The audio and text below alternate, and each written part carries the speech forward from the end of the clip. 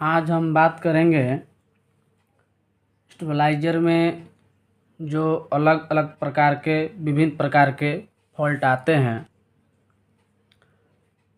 जैसा कि आप देख सकते हैं कि आज का जो हमारा टॉपिक है उसमें लिखा हुआ है फॉल्ट सॉल्व कैसे करें।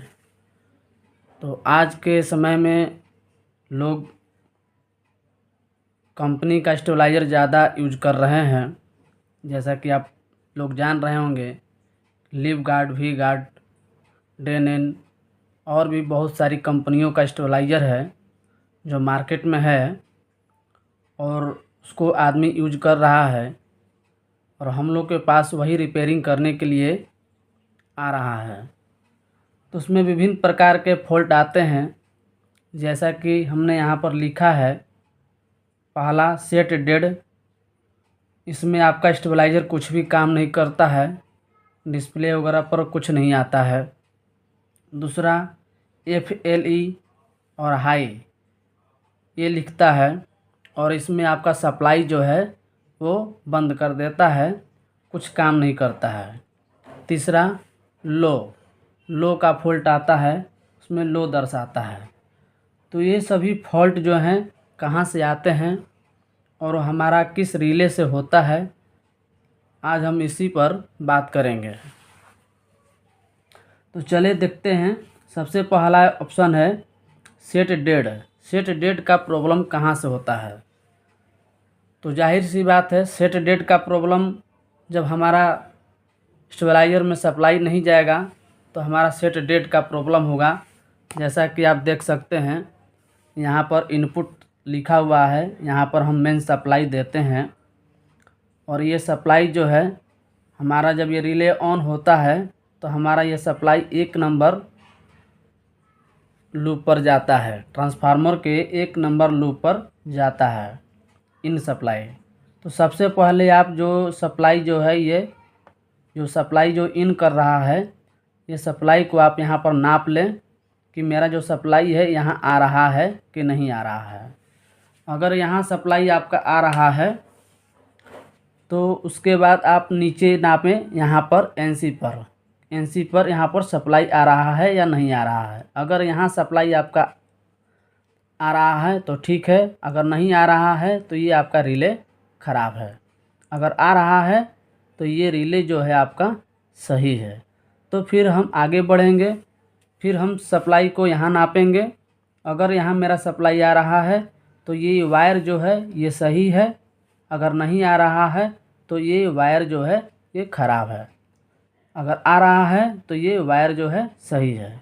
उसके बाद हम फिर सप्लाई को यहाँ पर नापेंगे एनसी पर 2 नंबर लूप पर। अगर यहाँ सप्लाई आ रहा है तो हमारा ये रिले जो है ये सही है, अगर नहीं आ रहा है तो ये रिले ख़राब है। अगर आ रहा है तो ये रिले सही है। इसका मतलब ये है कि जो मेरा सप्लाई है वो सप्लाई जो है ट्रांसफार्मर के अंदर जा रहा है। उसके बाद आपको क्या करना है, ट्रांसफार्मर का जो ड्राइव होता है, जैसा कि आप देख सकते हैं कि ट्रांसफार्मर का जो होता है उसमें एक ड्राइव होता है। जैसे कि मान लीजिए ये तो आगे का ऐसे लूप होता है,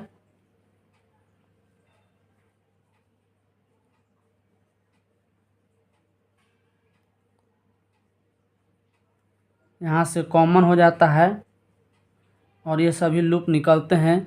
उसमें एक रिले को ऑपरेट करने के लिए एक ड्राइवर होता है जो 18 से 20 वोल्ट का सप्लाई होता है। ये सप्लाई जो है ब्रिज रेक्टिफायर पर जाता है, डायोड पर जाता है, जहाँ पर 4 डायोड लगे होते हैं और उसको ब्रिज बनाया होता है और वहाँ पर जाता है। वहाँ पर अगर आप सप्लाई नाप लें, अगर वहाँ पर सप्लाई ये आ रहा है तो आपका ट्रांसफार्मर काम कर रहा है, अगर नहीं आ रहा है तो आपका ट्रांसफार्मर ख़राब है, फिर आपको नया ट्रांसफार्मर बनाना पड़ेगा। अगर यहाँ पर सप्लाई आपका आ रहा है, ये सप्लाई जो है ये 20 वोल्ट आपका सप्लाई आ रहा है और ब्रिज रेक्टिफायर पर पहुँच रहा है, तो आप 7805 पर सप्लाई को नापें। उसमें आप कार्ड में देखिएगा, उसमें एक 7805 लगा होगा। वो इस प्रकार से होता है।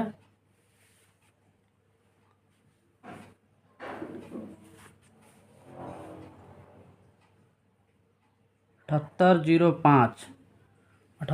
पाँच जो है आपका इस तरह से लगा होता है, इसमें होता है।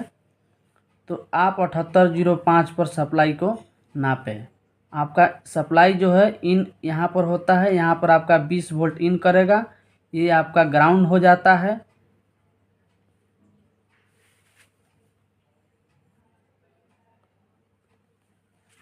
और यहाँ पर आपका जो है ये 5 वोल्ट सप्लाई निकलता है।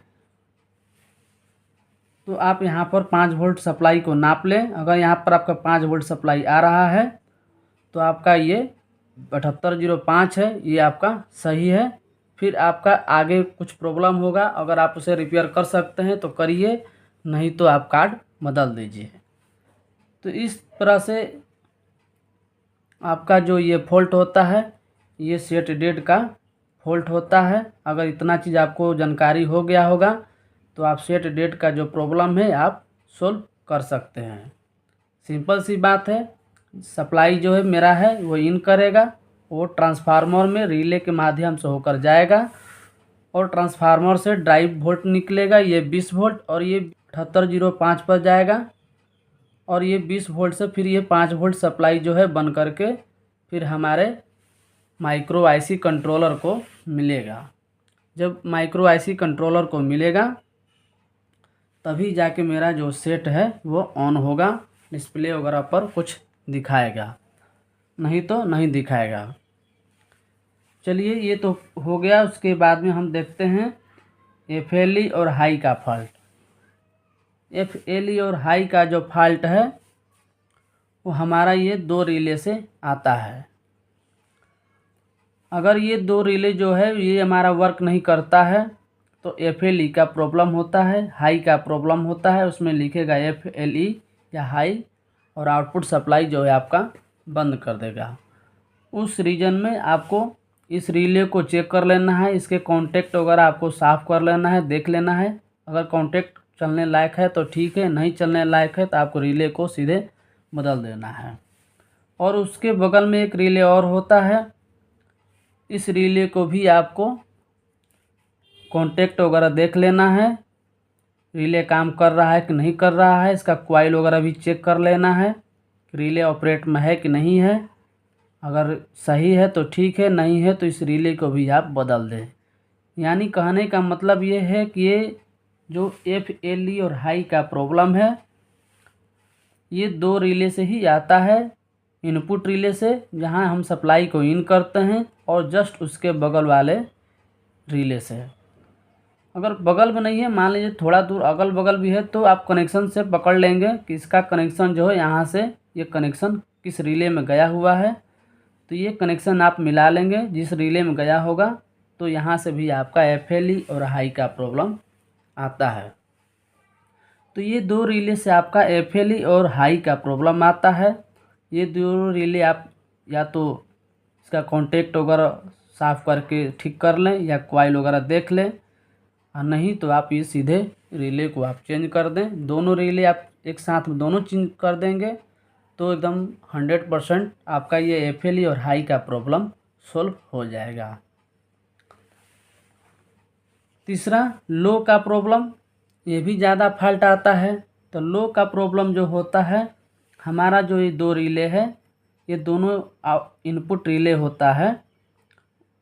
तो ये दोनों इनपुट रिले में से कोई रिले अगर हमारा इसमें जो कांटेक्ट है उसका एनसी से आ करके और एनो सिरा से अगर मेल्ट कर जाता है तो हमारा ये लो का फॉल्ट आता है। ध्यान रखिएगा, जब भी लो का फॉल्ट आएगा तो आप रिले खोल करके इसको चेक करिएगा। ये आपका जो एनसी से आ करके और ये एनो में यहाँ पर मेल्ट कर जाता है। ये दोनों रिले में से कोई रिले अगर एक रिले मेल्ट कर गया हो, एनसी से आ करके एनो में मेल्ट कर गया हो, तो आपका ये लो का प्रॉब्लम आएगा। चौथा प्रॉब्लम, आपका आउटपुट का प्रॉब्लम होता है।